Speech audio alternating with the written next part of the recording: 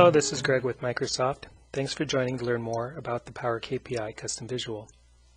If you are tracking progress toward key performance indicators, or KPIs, this is a great visual to use. Power KPI provides maximum control over both the look of the visual as well as the business logic that drives the indicators. Here is a Power KPI visual. You can see the different elements including the title, subtitle, current date, status, and values as of this date, a rich line chart with multiple series, optional legend, line and color formatting, tick marks, and reference lines. Power KPI allows for many different styles. I'll show a few examples in the sample file. Here are some smaller sized tiles useful for packing many different KPIs into a single report or dashboard view. You can see many of the elements have been toggled off or hidden. This example down here shows the left layout view.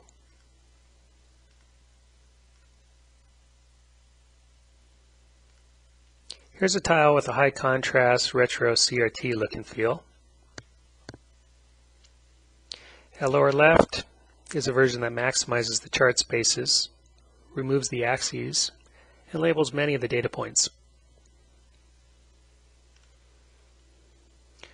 Upper right, here we have a more compact format using the left layout. And at bottom right, we have the right layout, and it's showing a grayscale pattern version that's nice for accessibility. Here in the format pane is where you can find the different layout options, including an automatic layout, where the visual tries to decide on the best layout based on the dimensions of your visual. The auto scale feature will dynamically reformat your visual as you shrink the container size to ensure readability of the most important aspects. This also works on dashboard tiles in the Power BI service. In this way you can have both a highly detailed tile and a compact summarized tile without having to author two different tiles. So here as I shrink it down, you can see different elements are hidden as needed to maintain the visual.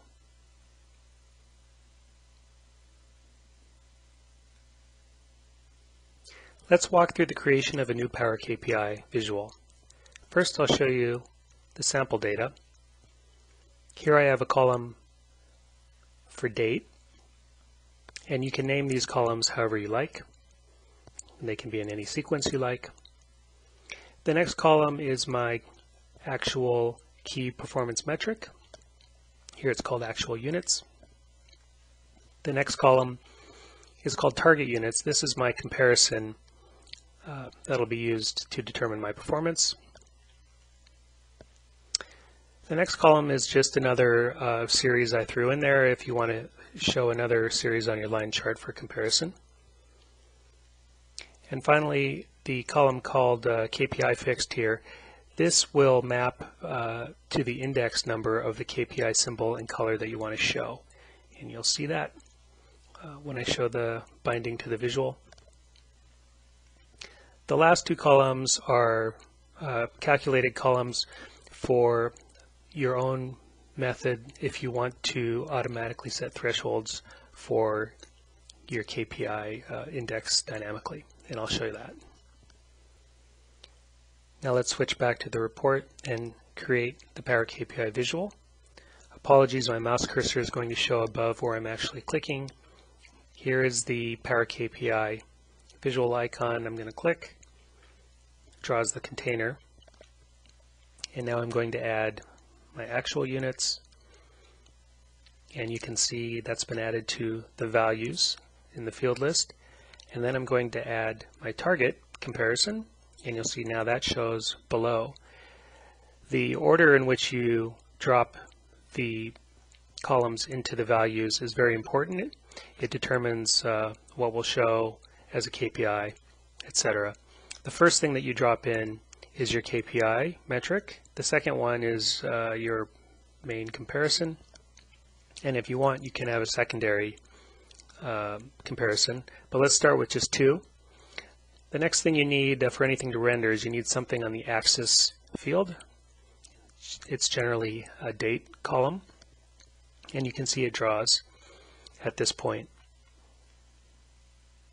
So it doesn't have to be a date, it can also be a categorical type of data type.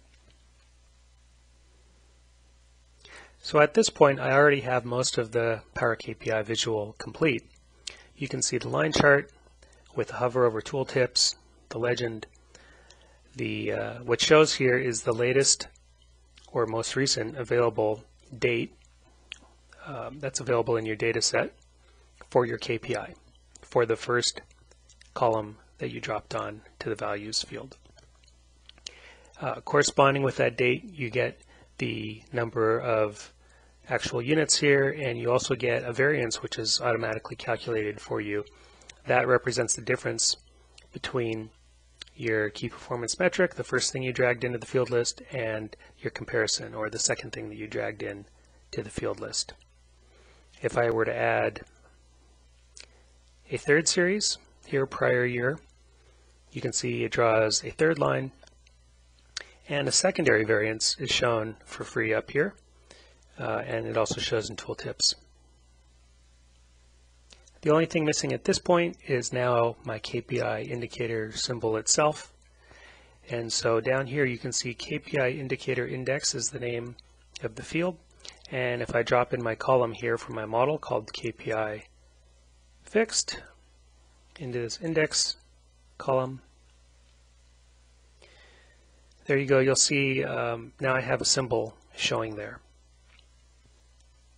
Now we can jump over to the format pane, and you can see the extensive list of customizations. Under layout, I've already shown auto scale.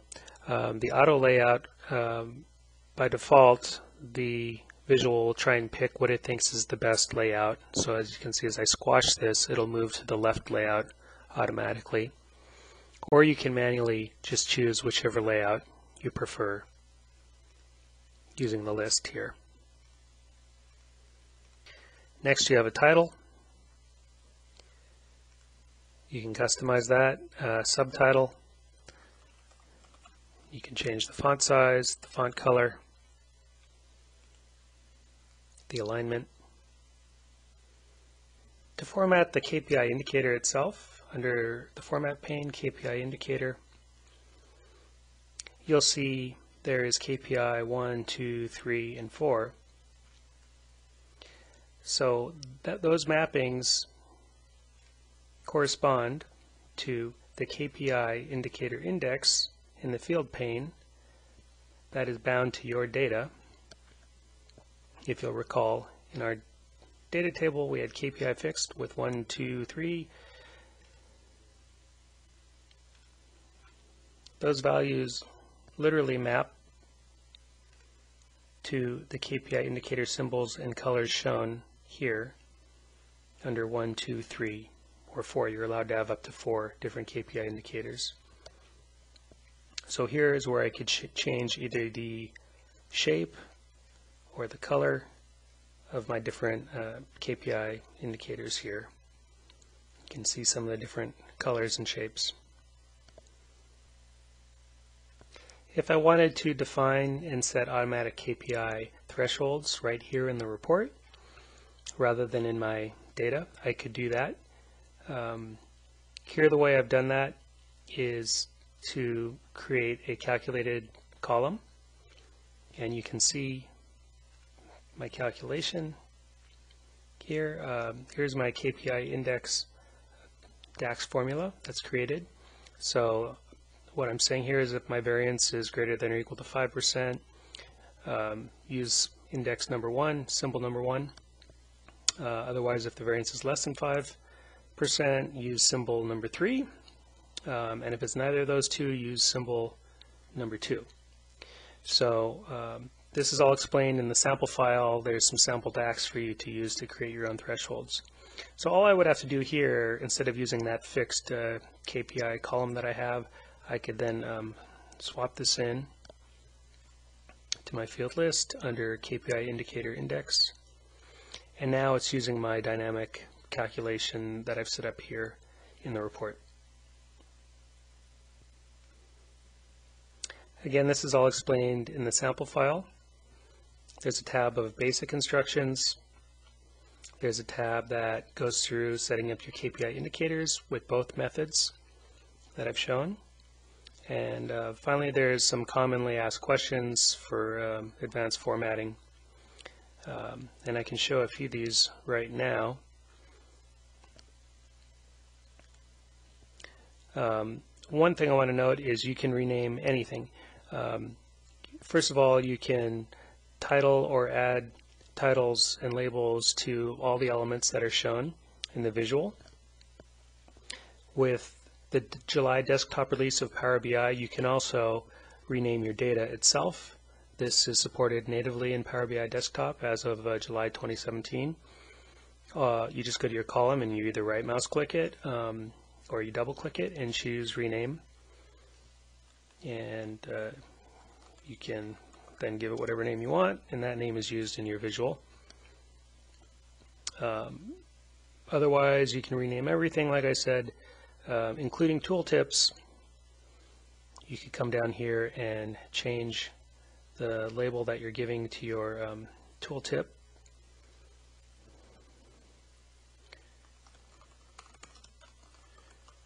And then you'll see that appear in your tooltip. Another common question is on decimal places. By default, it'll say auto and it looks grayed out and disabled, but rest assured you can just go right in and just directly type in the number of decimal places you want to see. Another question I've seen is for people that like to make use of these primary and secondary variance labels up here, but they may only want to show one or two lines down here. So you can do that. So in the visual, what you would do then, instead of using the automatic variances that you get, you could drop in your own variance either through a calculation that you've added here or from your model column itself. Either way, take that column and drop it on to your field. Here's the KPI indicator value. I could drop it there. And then that way you wouldn't have to have all the series on there. I could even eliminate all of them and just have one series, and I still get a variance because I'm using the variance from my model instead of using the delta auto calculation that's done by having the additional series. Thanks for joining and watching the video. I hope you enjoy using Power KPI Visual, and I encourage you to provide feedback and rate the visual at the Office store.